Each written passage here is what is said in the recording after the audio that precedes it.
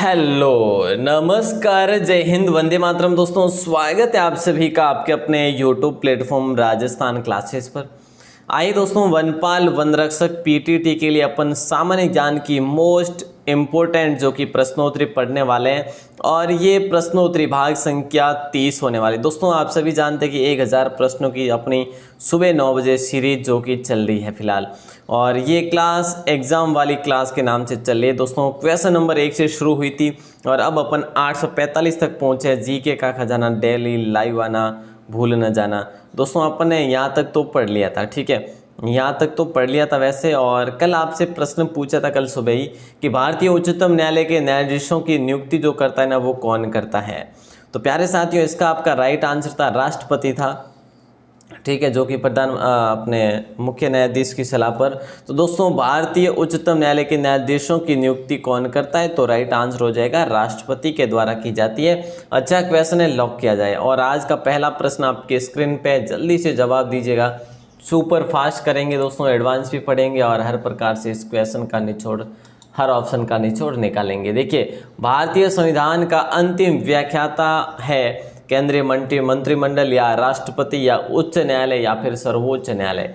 दोस्तों, भारतीय संविधान का जो अंतिम व्याख्याता जिसे कहा जाता है वो कहा जाता है सर्वोच्च न्यायालय को, ठीक है। और दोस्तों, ध्यान रखना, सुप्रीम कोर्ट को कहा जाता है। और दोस्तों, अगर बात की जाए, ये संविधान की व्याख्या करने का जो अंतिम अधिकार दिया गया है ना सर्वोच्च न्यायालय को, ये जो संविधान का आर्टिकल जो है ना, वो कौन कौन से के तहत 132, 133 और 228 के तहत जो है सर्वोच्च न्यायालय को व्याख्या करने का अंतिम अधिकार दिया गया। प्यारे साथियों, ध्यान रखिए, डी ऑप्शन को लॉक किया जाएगा। और अगला प्रश्न है, भारतीय संविधान का अभिरक्षक कौन है। भारतीय संविधान का अभिरक्षक जो है किसे माना जाता है, भारत के राष्ट्रपति को, भारत के मुख्य न्यायाधीश को, भारत के प्रधानमंत्री को या राज्यसभा के अध्यक्ष को। दोस्तों, भारतीय संविधान का अभिरक्षक कौन है, तो राइट आंसर भारत का मुख्य न्यायाधीश हो जाएगा। बी ऑप्शन अपना लॉक हो जाएगा। मोस्ट इंपोर्टेंट क्वेश्चन ये भी आपका अच्छा भी है, इसको लॉक किया जाएगा। और अगला प्रश्न आपकी स्क्रीन पे है, ये लो। अगला ये है, बहुत बढ़िया मेरे दोस्तों। अगला प्रश्न है कि उच्चतम न्यायालय में एक मुख्य न्यायाधीश के अलावा अधिकतम कितने अन्य न्यायाधीश हो सकते हैं। तो ये प्रश्न सुप्रीम कोर्ट और हाई कोर्ट से रिलेटेड दोस्तों ज़्यादा कुछ होने वाले आज। उम्मीद है कि आप इस क्लास को बड़ी शानदार और बड़ी शिद्दत के साथ लास्ट तक बने रह के देखेंगे, जिससे कि आपको पता चलेगा कि अगर ऐसे प्रश्न आ जाए तो हम किस प्रकार से कर पाएंगे। अच्छा, उच्चतम न्यायालय में एक मुख्य न्यायाधीश के अलावा अधिकतम कितने अन्य न्यायाधीश हो सकते हैं। तो आसान है, बी ऑप्शन हो जाएगा, 25 होगा सर, बिल्कुल 25 न्यायाधीश हो सकते हैं। और दोस्तों, ये क्वेश्चन एसएससी सीजीएल में पूछा गया है। कब पूछा गया था, ये 2008 में पूछा गया था दोस्तों, ठीक है, ध्यान रखिए, ये पुराना क्वेश्चन है, 2008 में पूछा गया क्वेश्चन है। दोस्तों, राज्य के लिए एक निर्वाचन याचिका का निर्णय करने का अधिकार किसको है। राज्य के लिए एक निर्वाचन याचिका का निर्णय करने का अधिकार जो है ना, वो किसके पास है, तो राइट आंसर अपना हो जाएगा उच्च न्यायालय के पास है दोस्तों। किसके पास है, उच्च न्यायालय के पास में। और ये जो अधिकार है ना, ये 327 आर्टिकल के अनुसार, ठीक है, ध्यान रखियो। 850 नंबर क्वेश्चन ये पूछा जा रहा है कि न्यायपालिका द्वारा बनाए गए कानून को क्या कहते हैं हम। न्यायपालिका द्वारा बनाए गए कानून को हम क्या कहते हैं, साधारण कानून कहते हैं या फिर निर्णय विधि कहते हैं या विधि का नियम कहते हैं या प्रशासनिक कानून कहते हैं। तो दोस्तों, राइट आंसर जो होगा ना, वो हो जाएगा निर्णय विधि। बी ऑप्शन लॉक हो जाएगा, निर्णय विधि कहते हैं, ठीक है। न्यायपालिका द्वारा बनाए गए कानून को निर्णय विधि कहते हैं। और दोस्तों, धीरे धीरे इस प्रकार की विधि जो है अपना स्थान लेती है और जो भी अन्य मामले होते हैं, मामलों में निर्णय लेने में उसका प्रयोग भी किया जाता है। नेक्स्ट क्वेश्चन है अपनी स्क्रीन पे, आपकी स्क्रीन पे देखिए, जरा ध्यान देना कि सबसे पहले किस उच्च न्यायालय ने घोषणा की थी कि बंद असंवैधानिक है। सबसे पहले कौन से उच्च न्यायालय ने घोषणा की थी कि बंद जो है ना, ये असंवैधानिक शब्द है। तो दोस्तों, राइट आंसर क्या हो जाएगा,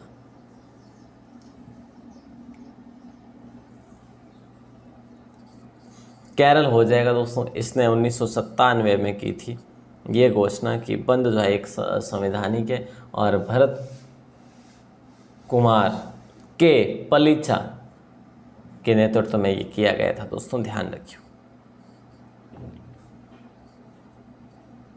अगला है 852, क्या पूछा जा रहा है, जरा ध्यान देना कि निम्नलिखित में से मूल अधिकारों का संरक्षक कौन है। निम्न में से मूल अधिकारों का जो संरक्षक माना जाता है वो कौन माना जाता है। विधायी का नहीं होगा, कार्यपालिका भी नहीं होगा, मूल अधिकारों का संरक्षक राजनीतिक दल नहीं होगा, न्यायपालिका हो जाएगा। डी ऑप्शन लॉक हो जाएगा दोस्तों। ठीक है सर, अगला प्रश्न बताइए। भारतीय संविधान में न्यायिक पुनरीक्षण आधारित है। भारतीय संविधान में न्यायिक पुनरीक्षण आधारित है विधि सम्मत शासन पर, विधि की समयक प्रक्रिया पर, विधि द्वारा प्रक्रिया पर या पूर्व निर्णय तथा परिपाटियों पर। तो देखिए भारतीय संविधान में न्यायिक पुनरीक्षण आधारित है ना, वो है विधि द्वारा स्थापित प्रक्रिया पर आधारित है। यहाँ पर भी आपका सी ऑप्शन हो जाएगा दोस्तों। ये कुछ क्वेश्चन ऐसे हैं जो कि बहुत ही इम्पोर्टेंट है और थोड़े से हार्ड ज़रूर है, लेकिन दोस्तों ये सीरीज़ अपनी कंप्लीट करनी है। और मुझे लगा कि अपने इस सीरीज़ में ये जो राष्ट्रपति हो गया था उसके बाद अब न्यायपालिका ही है, तो इस न्यायपालिका को भी उसी प्रकार से अपन अच्छे से तरीके से क्लियर करेंगे। जिला न्यायालयों के न्यायाधीशों की नियुक्ति किसके द्वारा की जाती है। जिला न्यायालयों के न्यायाधीशों की नियुक्ति जो है किसके द्वारा की जाती है। तो दोस्तों जिला न्यायालयों के न्यायाधीशों की नियुक्ति राज्यपाल के द्वारा की जाती है। ए ऑप्शन लॉक हो जाएगा।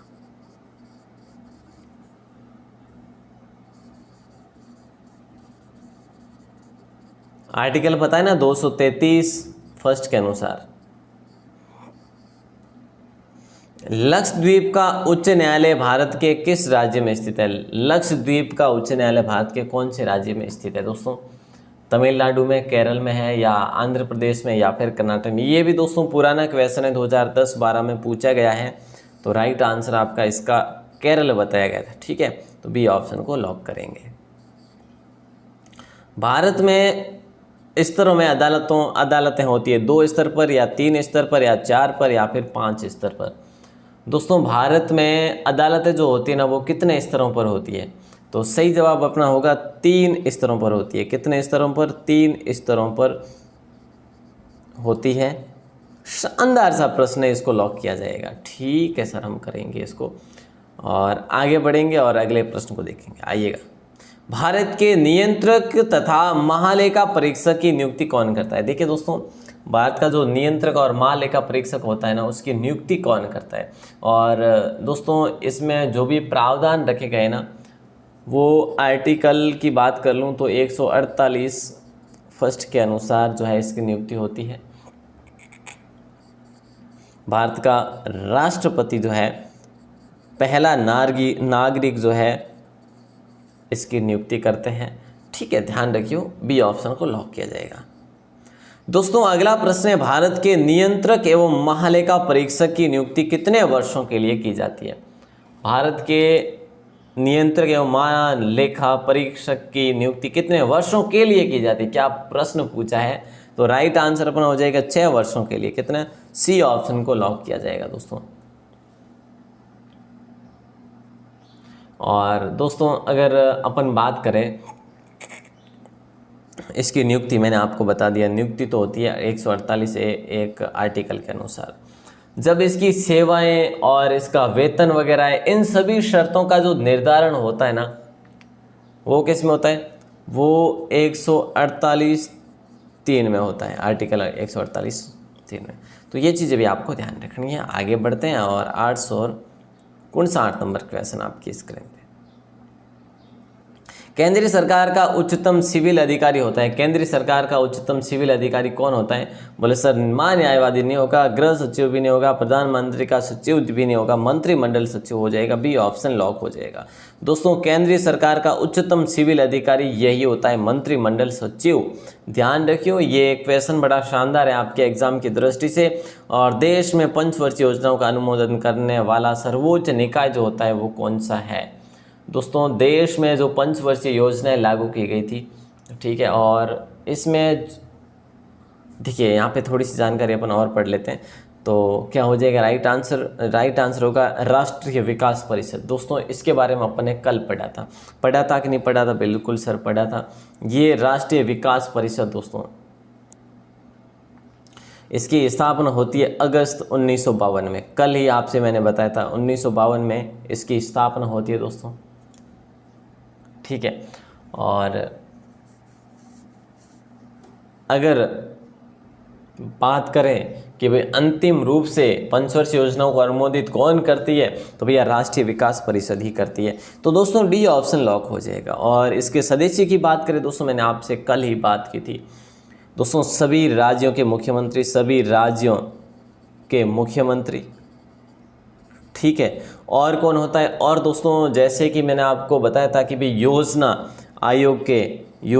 आयोग के सदस्य, सभी सदस्य है ना, और इसमें प्रधानमंत्री भी शामिल होता है। और प्रधानमंत्री तो इसमें बात करें तो अध्यक्ष होता है। दोस्तों ये चीज़ें आपको ध्यान होनी चाहिए। अच्छा क्वेश्चन है, लॉक किया जाएगा, ठीक है ना। चलो सर आगे बढ़े। भारत के महान्यायवादी की नियुक्ति कौन करता है? भारत के नियंत्रक, और वो अपने पढ़ लिया है महालेखा परीक्षक। तो दोस्तों महान्यायवादी की नियुक्ति कौन करता है? बोले सर महान्यायवादी की नियुक्ति भी राष्ट्रपति ही करता है, और अनुच्छेद 76(1) के अनुसार करते हैं, ठीक है सर। आगे बढ़ेंगे और डी ऑप्शन को लॉक करेंगे। निम्न में से किसे भारत सरकार का मुख्य कानूनी सलाहकार भी कहा जाता है?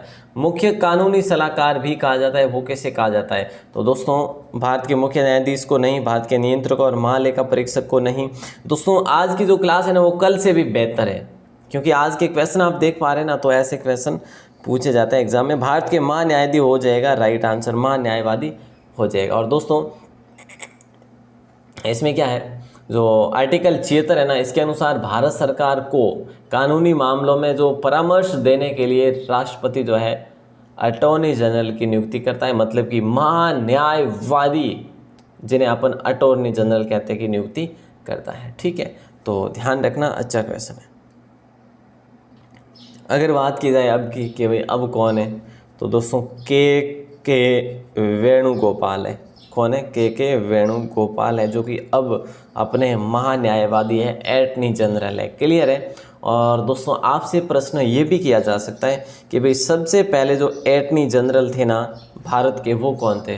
तो दोस्तों मैंने आपको बताया था छेतलवाड़ थे, छेतलवाड़। मैंने आपके लिए क्लास भी दी थी, कौन कहाँ, अगर आपने अच्छे तरीके से पढ़ी है तो आपको याद होंगे या फिर लिखे होंगे आपने।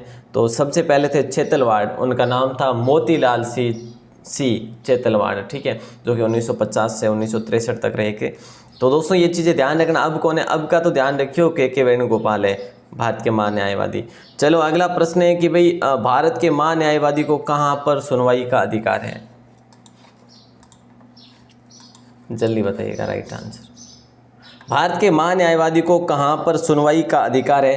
तो राइट आंसर, भारत का कोई भी विधि न्यायालय हो वहाँ पर सुनवाई का इन्हें अधिकार है, ध्यान रखना। अच्छा क्वेश्चन है, लॉक किया जाएगा। और आर्टिकल इससे संबंधित 76 है, ध्यान रखियो। और अगला प्रश्न है, भारत का योजना आयोग है एक संवैधानिक निकाय है। दोस्तों अब तो ये योजना आयोग रहा भी नहीं है, मैंने आपको बताया ना, ये काफ़ी क्वेश्चन, 2-3 क्वेश्चन जो पुराने 2012 में पूछे गए वो भी आपकी स्क्रीन पर लेकर आ रहा हूँ। तो भारत का योजना आयोग जो है अब नीति आयोग में बदल गया है, 2015 में बदला दोस्तों, 1 जनवरी 2015 में। और जिसके अध्यक्ष होते हैं वो PM ही होते हैं, ठीक है, ध्यान रखियो। और दोस्तों ये एक प्रकार का एक असंवैधिक निकाय है, ध्यान रखना, ठीक है सर। संसद में अपनी राय देने के लिए किस अधिकारी को आमंत्रित किया जा सकता है? इसका आंसर बताइएगा। संसद में अपनी राय देने के लिए किस अधिकारी को आमंत्रित किया जा सकता है? तो दोस्तों भारत के महान्यायवादी को, भारत के मुख्य न्यायाधीश को, या भारत के मुख्य चुनाव आयुक्त को, या फिर भारत के नियंत्रक महालेखा परीक्षक को। तो अपना राइट आंसर होगा भारत के महान्यायवादी को के वेणुगोपाल जी को बुलाया जा सकता है, आमंत्रित किया जा सकता है। बोले सर ठीक है। और एटर्नी जनरल कह सकते हो, अटॉर्नी जनरल कह सकते हो। वो योजना आयोग की स्थापना किस वर्ष में हुई थी? दोस्तों आप सभी को ये बताना है कि योजना आयोग की स्थापना कब होती है, और इसी योजना आयोग का बदलाव करके कन्वर्ट किया गया नीति आयोग में दोस्तों, ठीक है। ये चीज़ें तो आपको पता ही है। तो दोस्तों योजना आयोग की बात करें अपन तो राइट आंसर आप सभी का हो जाएगा ए ऑप्शन। 1950 में योजना आयोग की स्थापना की गई थी, मैंने आपको कल ही बताया था। निम्नलिखित क्या हो रहा है? निम्नलिखित में से कौन सा निकाय संविधानेतर और असंवैधिक है? तो अभी तो बात कर लिए, ये भी कहीं ना कहीं सेम क्वेश्चन आ रहा है दोस्तों। कहीं ना कहीं देखिए वो क्वेश्चन क्या था, उस क्वेश्चन में पूछा कि भाई भारत का योजना आयोग है, एक असंवैधिक निकाय है, एक असंवैधिक विभाग है दोस्तों, ठीक है। अब प्रश्न ये पूछा जा रहा है कि कौन सा निकाय संविधानेतर और असंवैधिक है? तो भाई बात तो वही हो गई ना दोस्तों, राइट आंसर इस हिसाब से, इस लिहाज से क्वेश्चन अलग अलग पूछे जाते हैं, योजना आयोग हो जाएगा राइट आंसर। ओके सर, अगला प्रश्न है, निम्नलिखित में से क्या भारत में सिविल सेवाओं को एक विशिष्टता है? भारत में एक विशिष्टता है दोस्तों सिविल सेवाओं के लिए, और वो क्या है? तटस्थता और निष्पक्षता, अस्थायी राजनीतिक कार्यकारी संबंध, पक्षपात या दिए गए विकल्पों में से सभी। दोस्तों जब पक्षपात दिया है इनमें से तो फिर दिए गए विकल्प सही नहीं हो सकते, तटस्थता एवं निष्पक्षता हो जाएगा आपका राइट आंसर, ठीक है। अच्छा क्वेश्चन दोस्तों, ये सिविल सेवाओं की एक विशेषता है, जबकि अन्य विकल्प सिविल सेवाओं की विशेषता नहीं रखते, ये तटस्थता एवं निष्पक्षता। दोस्तों कौन सा आयोग संवैधानिक उपबंधों द्वारा स्थापित नहीं है? कौन सा आयोग जो है संवैधानिक उपबंधों द्वारा स्थापित नहीं है? तो दोस्तों ये वही प्रश्न पूछा जा रहा है। देखिए समझिए इस प्रश्न को, कौन सा आयोग संवैधानिक उपबंधों द्वारा स्थापित नहीं है? तो योजना आयोग स्थापित नहीं है, क्योंकि दोस्तों आप सभी जानते हैं, मैंने आपसे बात की कि असंवैधिक है ये निकाय। कैसा है? असंवैधिक निकाय है, ठीक है। तो संवैधानिक उपबंधों द्वारा स्थापित ये योजना आयोग है ही नहीं। तो अच्छा क्वेश्चन है, इसको भी आप लॉक कीजिएगा, ऐसे क्वेश्चन पूछे जाते हैं। संघ लोक सेवा आयोग, दोस्तों प्रश्न ये पूछा जा रहा है, संघ लोक सेवा आयोग के किसी सदस्य को हटाया जा सकता है? कैसे? संघ लोक सेवा आयोग के किसी सदस्य को हटाया जा सकता है? तो दोस्तों राष्ट्रपति के द्वारा हटाया जा सकता है, ठीक है। क्या? राष्ट्रपति के द्वारा हटाया जा सकता है। और क्यों? क्योंकि अगर उसका जो आचरण होता है वो कदाचार या फिर आचरण गलत हो, ठीक है, लोक सेवा के अध्यक्ष या फिर उसके जो भी कोई भी सदस्य वगैरह हो, तो दोस्तों लोक संघ लोक सेवा आयोग के किसी सदस्य को हटाया जा सकता है राष्ट्रपति के द्वारा। 317 आर्टिकल के तहत। ओके सर, अगला प्रश्न 871, अधिकारी वर्ग करता है। अधिकारी वर्ग क्या करता है? हम पढ़ते हैं कि अधिकारी करता है, क्या करता है अधिकारी बताइए?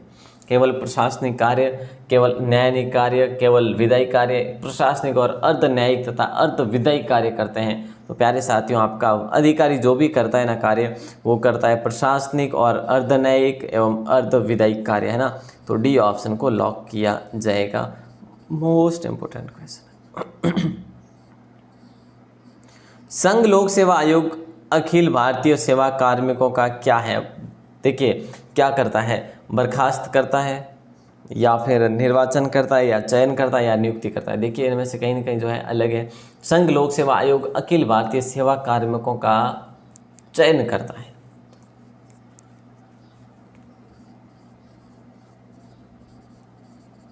यूपीएससी संघ लोक सेवा आयोग, आप पढ़ते हैं ना यूपीएससी, उसका पूरा नाम है यूनियन पब्लिक सर्विस कमीशन। और दोस्तों ये क्या करता है? ये अखिल भारतीय सेवा कार्मिकों का चयन करता है, और नियुक्ति करना और बर्खास्त करना वो इसका कार्य नहीं है, ठीक है ना। तो अच्छा क्वेश्चन है, लॉक कीजिएगा। अगला प्रश्न, निम्नलिखित में से कौन सी अखिल भारतीय सेवा नहीं है? इनमें से कौन सी जो है अखिल भारतीय सेवा नहीं है दोस्तों, ये बताना है। भारतीय प्रशासनिक सेवा है, पुलिस सेवा भी है, भारतीय वन सेवा, विदेश सेवा नहीं है दोस्तों, ठीक है। भारतीय प्रशासनिक सेवा, भारतीय पुलिस सेवा, भारतीय वन सेवा, ये अखिल भारतीय सेवाएं हैं, और इन तीनों सेवाओं का गठन भी अखिल भारतीय सेवाएं अधिनियम 1951 के तहत किया भी जाता है, लेकिन भारतीय विदेश सेवा नहीं है दोस्तों। यहाँ पे अगला प्रश्न आपकी स्क्रीन पे, भारत में आम चुनाव किस सिद्धांत पर आधारित है? दोस्तों देखिएगा, भारत में आम चुनाव जो है ना कौन से सिद्धांत पर आधारित है? जल्दी से जवाब दे दीजिएगा, क्या हो जाएगा? आनुपातिक प्रतिनिधित्व, प्रादेशिक प्रतिनिधित्व, कार्यात्मक प्रतिनिधित्व और सामान्य प्रतिनिधित्व। तो यहाँ पे अपना राइट आंसर होगा प्रादेशिक प्रतिनिधित्व हो जाएगा, बी ऑप्शन लॉक हो जाएगा प्यारे साथियों। अच्छा क्वेश्चन। और ये अनुच्छेद की मैं आपसे बात करूं तो 325 अनुच्छेद के तहत होता है। ठीक है, आगे बढ़ेंगे और अगले प्रश्न को। अगला प्रश्न है, चुनाव आयोग किस अनुच्छेद के अंतर्गत स्थापित किया गया है? चुनाव आयोग जो स्थापित किया गया है ना, ये कौन से अनुच्छेद के तहत जो है स्थापित किया गया है? तो दोस्तों अनुच्छेद 355 नहीं होगा, 356 भी नहीं, 256 भी होगा, 324 हो जाएगा राइट आंसर। 324 हो जाएगा। इसके अंतर्गत चुनाव आयोग की यहाँ पर व्यवस्था की गई दोस्तों, और संचालन वगैरह है, और अधीक्षण है, निर्देशन है, नियंत्रण वगैरह सारा कुछ जो है इसी में निहित है प्यारे साथियों। सी ऑप्शन को लॉक करेंगे। और अगर आपसे प्रश्न ही पूछ लिया जाए यहीं पर कि चुनाव आयोग के जो है ना, चुनाव के जो अब मुख्य चुनाव आयुक्त है ना, वो कौन है?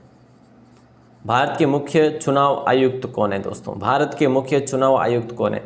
तो प्यारे साथियों, वे अभी हाल ही में बने थे, अप्रैल 2021 में सुशील चंद्रा बने थे, ध्यान रखना। ये क्वेश्चन भी अच्छा है, इम्पोर्टेंट है। और अगर बात की जाए कि भाई पहले जो बने थे ना चुनाव आयुक्त, जो मुख्य चुनाव आयुक्त, वो बने थे सुकुमार। कौन बने थे दोस्तों? सुकुमार सेन बने थे। और अगर बात की जाए ये 1950 से लेकर 1958 तक रहे थे। तो ये चीज़ें आपको ध्यान रखनी है। और अगला प्रश्न आपके स्क्रीन में, मुख्य चुनाव आयुक्त का कार्यकाल कितने समय का होता है? मुख्य चुनाव आयुक्त का कार्यकाल कितने समय का होता है? 5 साल का, 6 साल का, या फिर 5 या 60 वर्ष की उम्र में? 5 साल या फिर 60 वर्ष की उम्र में? 6 साल या फिर 65 वर्ष? ये दोनों। दोस्तों राइट आंसर क्या होगा, जल्दी से बताइएगा। तो इसमें देखिए अधिकतर 6 साल हो जाएंगे, 65 साल से अधिक भी नहीं होना चाहिए। और इनके कार्यकाल की बात करें 6 साल और 65 साल से अधिक भी नहीं होना चाहिए। ठीक है, ध्यान रखना दोस्तों। मुख्य चुनाव आयुक्त जो होते हैं या और जो आयुक्त और अन्य चुनाव आयुक्तों के अधिकार, वेतन भत्ते, जो भी सम्मान वगैरह है, ठीक है, ये उन्हें वही वेतन मिलता है जो उच्चतम न्यायालय के न्यायाधीश को मिलता है। क्वेश्चन कितना लाजवाब है। ठीक है, मुख्य न्यायाधीश को जो भी उच्चतम न्यायालय के न्यायाधीश को जो भी प्राप्त होता है ना, वो सेम इनको भी प्राप्त होता है, मुख्य चुनाव आयुक्त को। अगला प्रश्न है, लोकसभा के सदस्यों के चुनाव में से किस विधि को प्रयुक्त किया जाता है? ये आपसे प्रश्न किया जा रहा है। लोकसभा के सदस्यों के चुनाव में निम्नलिखित में से किस विधि को प्रयुक्त किया जाता है? तो राइट आंसर जो होगा ना, वो हो जाएगा अपना डी ऑप्शन, भूभागीय प्रतिनिधित्व। कितना शानदार प्रश्न है, ध्यान रखना। 878 में ये पूछा जा रहा है आपसे कि भारत की संसद द्वारा दल बदल विरोधी कानून किस वर्ष में पारित किया गया था? ये आपसे प्रश्न किया जा रहा है, जल्दी से जवाब दीजिएगा। भारत की संसद द्वारा दल बदल विरोधी कानून किस वर्ष में पारित किया गया था? तो 1985 में किया गया था दोस्तों, जो कि 52वां संवैधानिक संशोधन था। ठीक है, ध्यान रखना। आगे बढ़े। 879 संविधान के कौन से संशोधन द्वारा मतदान की आयु 21 वर्ष से घटाकर 18 वर्ष कर दी गई थी?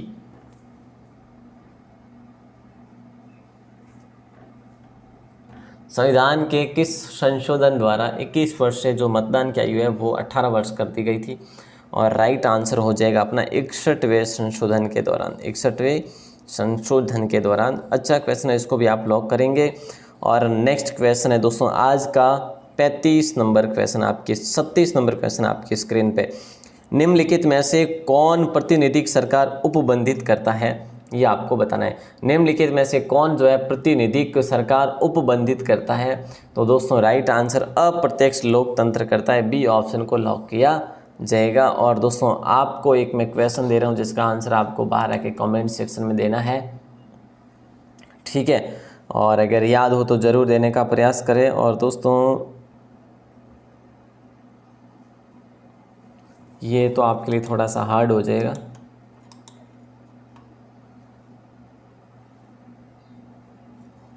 ठीक है, और एक सेकंड के लिए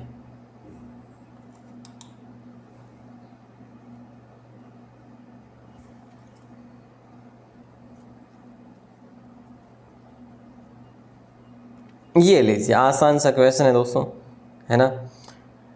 स्लाइड घुमाने में थोड़ा सा समय लगा। इसका आंसर आपको बाहर आके कमेंट सेक्शन में देना है। उम्मीद है कि आप ज़रूर देंगे। कि मुख्यमंत्री की नियुक्ति कौन करता है? भारत का राष्ट्रपति, उच्चतम न्यायालय का मुख्य न्यायाधीश, राज्यपाल और दल का अध्यक्ष। मुख्यमंत्री की नियुक्ति कौन करता है? इसका जवाब आपको, ये आपके लिए बहुत आसान है, इसीलिए मैंने आपको ये क्वेश्चन दिया है। अब इसका तो जवाब दे ही सकते हैं ना, आसान सा क्वेश्चन है कि नहीं? और बिल्कुल उम्मीद है, आशा है कि आप सभी इस क्लास को बड़ी शिद्दत से देख रहे हैं, पढ़ रहे हैं दोस्तों। और फिलहाल जो समय चल रहा है दोस्तों, विपरीत चल रहा है, और आप सभी घर में रहें, सुरक्षित रहें, अपना ख्याल रखें, अपने परिवार का ख्याल रखें, और परिवार के साथ साथ अपने पड़ोसी वगैरह और उनको भी समझाया करें, अगर जो समझने वाले हो, है ना, लापरवाही ना बरतने दें। और दोस्तों आप सभी का दिल से धन्यवाद, दिल से आभार और प्रेम पूर्वक धन्यवाद। अगर आपने आज की क्लास को लाइक नहीं किया तो लाइक ज़रूर करें, और अपने फ्रेंड्स के साथ शेयर करना तो भूलिएगा मत।